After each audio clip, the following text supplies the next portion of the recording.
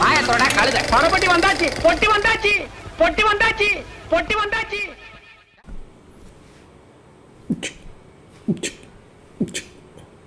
என்னடான்னு பார்க்குறீங்களா? இன்றைக்கி ஒரு தரமான வெப்சீரிஸோடு வந்திருக்கேன். பாக்ஸிங் சம்மந்தப்பட்டது. அதனால தான் இந்த போஸ்ட் இருக்கு. 7 எபிசோட் இருக்குது. ஹிந்தி வெப்சீரிஸ். தமிழ் டப்பில் இருக்கா இல்லையா, எந்த ஓடிடின்றத வீடியோவோட எண்டில் சொல்கிறேன். வீடியோவை கடைசி வரைக்கும் பாருங்கள். பரம்பரையாக பாக்ஸிங்கை தலையில் தூக்கி சுமக்கிற ஒரு குடும்பம். தாத்தா ஒலிம்பிக்கில் பார்ட்டிசிபெண்ட்ஸ், அதாவது கலந்துக்கிறாரு. பையன் ஒலிம்பிக்கில் சில்வர் மெடல். எப்படியாவது தன் பசங்க 2 பேரை ஒலிம்பிக்கில் கோல்டு மெடல் வாங்க வச்சணும்னு சொல்லிட்டு ரொம்ப தீவிரமாக முயற்சி பண்ணுறாரு. அவரே கோச்சிங் கொடுக்குறாரு.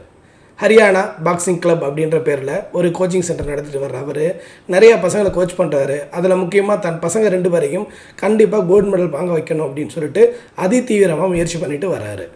கோச்சிங் முத்தி போய் பெரிய பையனை அடித்தே காலை உடைச்சிடுறாரு.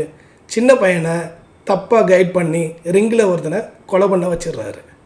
2 பேரும் எனக்கு பாக்ஸிங் வேணான்னு துண்டைக்கான துணியக்கானான்னு சொல்லிட்டு வீட்டை விட்டு ஓடி போயிடுறாங்க. என்ன பண்ணுறது ஏது பண்ணுறதுன்னு தெரியாமல் தவிச்சிட்ருக்காரு.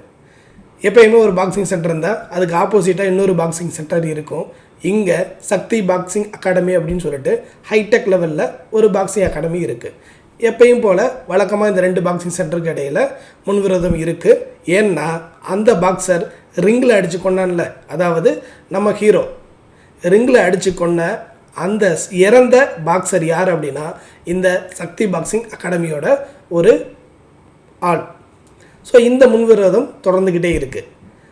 ஸோ ஹரியானா பாக்ஸிங் கிளப்போட கோச் ஒலிம்பிக்கில் கோல்டு மெடல் வாங்கணுன்ற தன் கனவை நிறைவேற்றுறதுக்காக ஒரு பையனுக்கு ட்ரெயின் பண்ணிட்டு வர்றாரு. அந்த பையனும் செம்மையாக ட்ரெயின் ஆகிட்டு வர்றான்.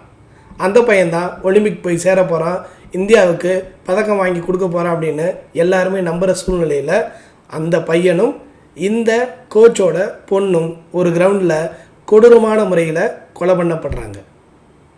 கொலையாளி யார், ஏன் கொலை பண்ணுறான்னு நமக்கும் தெரியாது. திடீர்னு நடக்கும், நமக்கே தலை சுற்றிடும் என்னடா நடக்குது அப்படின்னு சொல்லிட்டு. அப்படியே கட் பண்ணால் அந்த பொண்ணு பாதிக்கப்பட்டு ஹாஸ்பிட்டலில் இருக்கா. அந்த பையன் இறந்துடுறான், அதாவது ட்ரைனிங்கான அந்த பையன் இறந்துடுறான்.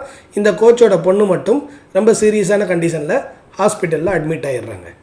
இதை தெரிஞ்சுக்கிட்ட அந்த ஓடிப்போன 2 அண்ணன்களும், அதாவது கால் உடைஞ்சவனும் ரிங்கில் ஒருத்தனை கொன்னவனும் 2 பேரும் திரும்ப ஹரியானாவுக்கு வர்றாங்க. அப்பா மேலே கோபமாக இருந்தாலும் தங்கச்சி மேலே 2 பேருமே பாசமாக இருக்காங்க. எதுக்காக கொலை நடந்துச்சு, யார் தன் தங்கச்சி எப்படி பண்ணாங்கன்னு சொல்லிட்டு 2 பேருமே தேடி அலைகிற சூழ்நிலையில் அப்பாவும் அவங்க கூட கை கோத்துக்கிறாரு.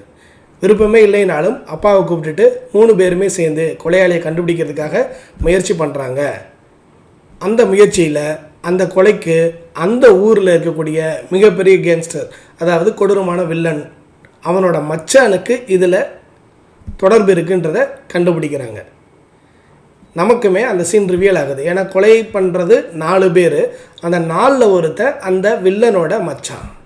ஸோ அவனை தேடி போகிற சமயத்தில் ஒரு ஃபோன் கால் வருது. அந்த ஃபோன் காலில் என்ன ஆச்சு அப்படின்னா, ஹாஸ்பிட்டலில் இருக்கிறவுடைய தன் தங்கச்சி கொடூரமான முறையில் கொலை பண்ணப்படுறா அப்படின்றது தெரிய வருது.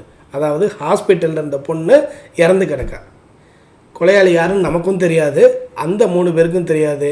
அந்த கொலையாளியை தேடி திரும்பவும் ட்ராவல் ஆகிறாங்க.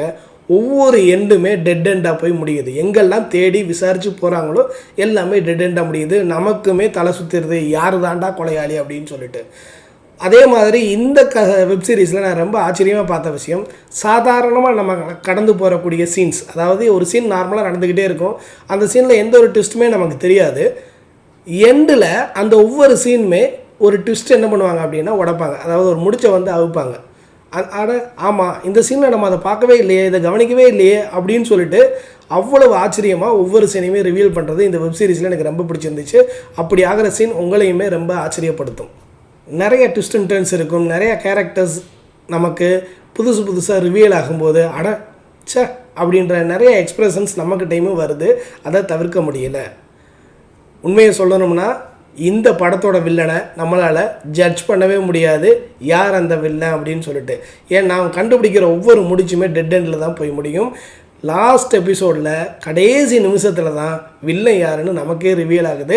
நம்மளால் ஜட்ஜ் பண்ணவே முடியாது. எப்பயுமே நமக்கு ஒரு க்யூரியாசிட்டி இருக்கும், இவன் வில்லனாக இருப்பானா, இவன் வில்லனாக இருப்பானா, இந்த சீனில் வில்லன் தெரியுமா, அந்த சீனில் வில்லன் தெரியுமானா அப்படின்னு சொல்லிட்டு கண்டிப்பாக இல்லை.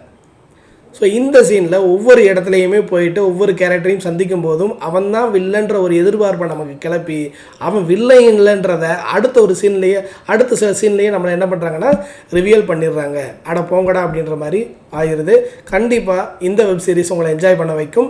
செம்ம ட்விஸ்ட் அண்ட் டர்ன்ஸோடு இருக்கிற இந்த வெப் சீரிஸ் தமிழ் டப்பிங்கில் அவைலபிளாக இருக்குது, நெட்ஃப்ளிக்ஸில் அவைலபிளாக இருக்குது. பார்த்து என்ஜாய் பண்ணுங்கள். 7 எபிசோடும் செம்மையாக இருக்கும். சேனலை சப்போர்ட் பண்ணுங்கள், சப்ஸ்கிரைப் பண்ணுங்கள். அடுத்து ஒரு நல்ல சூப்பரான படத்தோட உங்களை சந்திக்க வரேன். தேங்க்யூ.